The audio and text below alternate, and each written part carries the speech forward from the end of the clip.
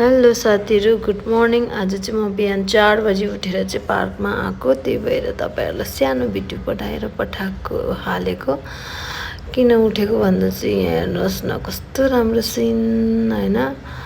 आज चाहिँ हाम्रो बहिनी आउँदैछ हो, उयोबाट के भन्छ नेपालबाट आज चाहिँ आइपुग्छ। मेरो हस्बेन्ड ल्याउनु जानुभएको छ, त्यही भएर चाहिँ म चाहिँ आज बिहान नै निन्द्रै लागेन नि त। ऊ गएपछि त्यतिकै निन्द्रा डिस्टर्ब भयो, त्यही भएर र अब चाहिँ हामी पनि वापस आएँ र फाइनली बहिनी पनि आइपुगिसकेछ। नानीले चाहिँ यहाँ बहिनीको ब्याग हेरेर चाहिँ के छ भनेर हेरेको होला सायद होइन, त्यही भएर चाहिँ यहाँ हेर्नुहोस् न, बहिनीको ब्याग चाहिँ यहाँ छ। नानी चाहिँ पुरै अँठ्याएर राखेर अब मुखहरू कस्तो बनाएर गरिराखेको छ।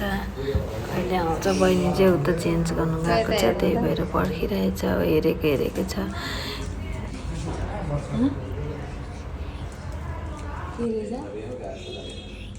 कसको लागि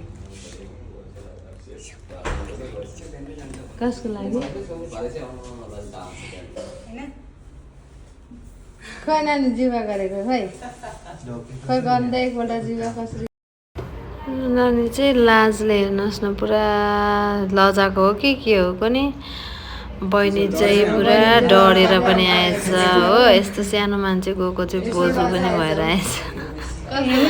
बोजू हो कि के हो, हिउँ पर्छ अरे उनीहरूको गाउँमा चाहिँ, अनि यस्तो भएर आएछ। नानीले चाहिँ बहिनीले के कोटाउँदैछ, के दिन्छ ब्यागबाट भनेर हेरिराखेको छ।